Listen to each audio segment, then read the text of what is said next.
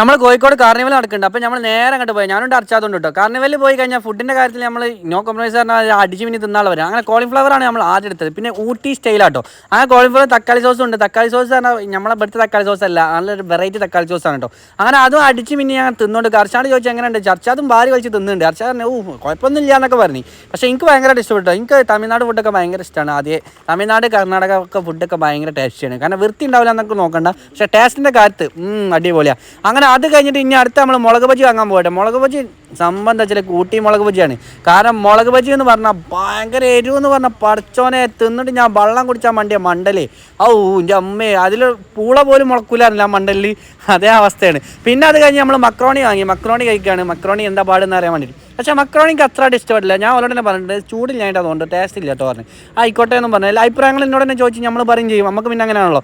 അങ്ങനെ അർഷാദ് നിന്ന് അർഷാദ് പറഞ്ഞു മക്രോണി അത്ര ഇതില്ല എന്നും പറഞ്ഞു. ആയിക്കോട്ടെ.